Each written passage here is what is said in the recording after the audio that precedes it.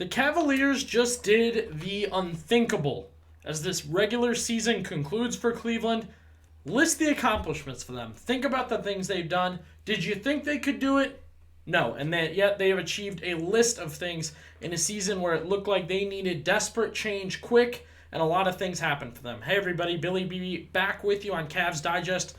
We made it through the regular season. The regular season is done. The Cavaliers finished with 63 wins. Unbelievable. We'll jump into that number in just a minute and the other list of accomplishments I have here. Before we get this video going, definitely want to ask you guys to subscribe, join as we head into the playoffs. 2,000 subscribers want to be a part, plugged in, and ready to go with Cavs Digest. We want you to be in that group, following us, leaving comments, talking about what's happening game by game, series by series, we hope, as the Cavaliers look to go to the NBA Finals. It would be great to have you guys on board, subscribed, and commenting on every single video. If you're not familiar with subscribing, videos come to you right away. They're sitting there waiting for you on the screen. You'll click. It's free. You're watching, you're commenting, all that. Everything's just quicker, more efficient. It's catered for you, so you're getting Cavs Digest quickly and efficiently. As I said, kind of a tough L today for the Cleveland Cavaliers. They go to double overtime. I had a buddy joke with me and said, man, we're never going to get to the regular season. 2 overtimes to finally finish in Indiana. Kenny Atkinson elects to play some players more, to go with some guys over the weekend against the Knicks and a little bit against the Pacers. Tristan Thompson with a ton of rebounds today against the Pacers. I'm not really looking to do a game breakdown here. More want to talk about the season the Cavs have had, the things they've done, because it really has been such a tremendous season. They have done unthinkable things constantly throughout this year. Those are just the facts. I have a list of their accomplishments, a list of things they've done. If I forgot something on this list, please jump into the comments and remind me. Time to celebrate the Cavs, who have been so good and really played their hearts out, and to the bitter end even. I mean, to this final game, we had Darius Garland cooking the Knicks to come back from 23 down, and the Cavs will get a few days off while the play-in takes place, but we'll be excited to get back to it. So, first things first, 63 wins. I'm going to get the right graphic up here. We'll start with that one. 63 wins for the Cavaliers. I don't think we thought 60 was an option. We've been flirting just above or below 50 wins with J.B. Bickerstaff for the past few years, and the 63 wins really is incredible. I thought they'd be headed for the franchise record over 66. They stumbled a little bit, you know, and look, the 63 wins, historically great for the Cavs, great for the NBA in general. I mean, I think a lot of people are going to throw it in their face that LeBron teams had better, other teams had better. They had no down moment. The moments that people tried to say they were down was 4 in a row, which teams lose all the time. West Coast road trips, bad scheduling, that's when they lose. They proved themselves over and over and over again over a huge amount of time throughout the NBA season. That 63 wins is giant. Go ahead and leave a comment what you kind of thought on 63 wins, what you thought the win prediction would be. I had 55 this season. I did think Kenny Atkinson would give them a boost, but I know the season's a grind. I know the season, kind of goes and goes and goes. Next, number 1 in the East. Man, did the Celtics give them hell to get that. Took them all the way to the bitter end to get that one. Tough one there, but hey, they get it. And we know from the LeBron era that's not like a highly coveted thing for the Cavaliers to get that number 1 seed, because when you had LeBron, you just would steal games in Toronto or steal games in Boston, and that 1 seed doesn't matter. They needed it. Took them an extra minute, but they got it. Next, 3 All-Stars for the Cavaliers this year. Okay, that's tough to do. That's very difficult to do unless you have that championship pedigree, that nationally known, kind of culture.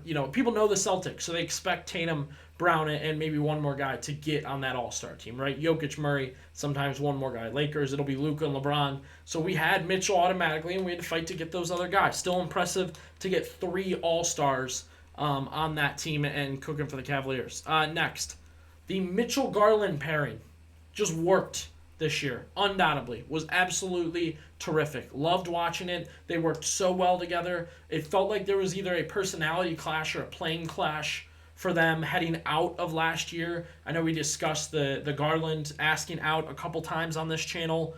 But hey, did it, right? They did it. They got her done. I want to shout both of them out for making it work. Mainly I think Donovan Mitchell took a huge backseat this season. I really do.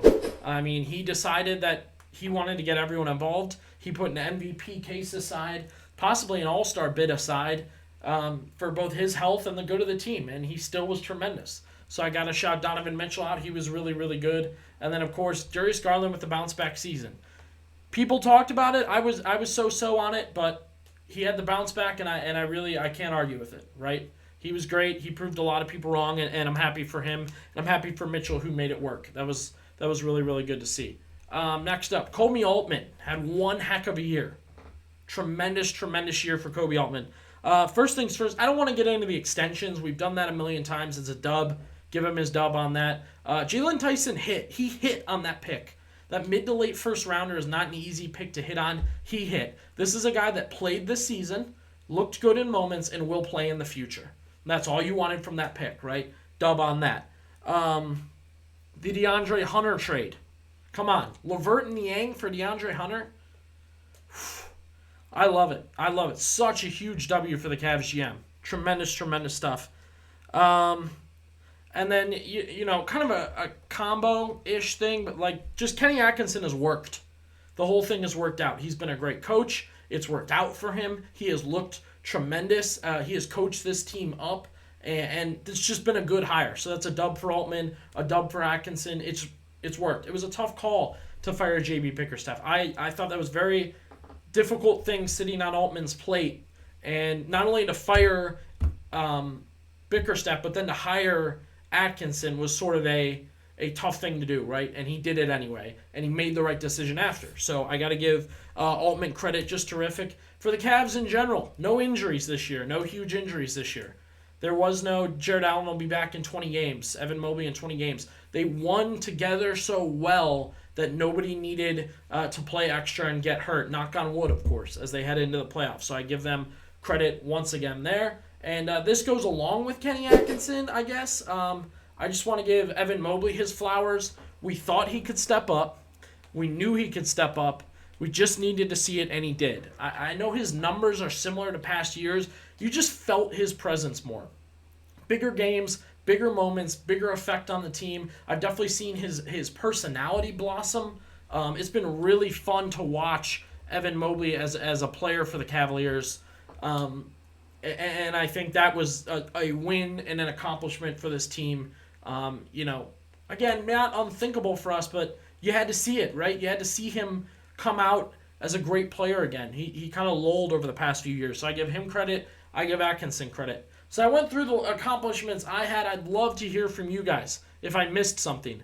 Again, 63 wins, first in the East, 3 All-Stars, no giant injuries, Mitchell and Garland working together, the Koby Altman array of Atkinson being a great hire, Jalen Tyson being a hit on a pick, and the giant and terrific DeAndre Hunter trade. I also know that Evan Mobley stepped up and played terrific this season. He had a great year. You split with the Celtics. You played well there. I don't have the home record on hand, but that was terrific. Drop down into the comments. What did I miss? And were these things the Cavs achieved this year unthinkable, surprising, crazy, or did you see it coming and they finally just made it happen after a few years together? Let me know down in the comments, and be sure to subscribe to Cavs Digest.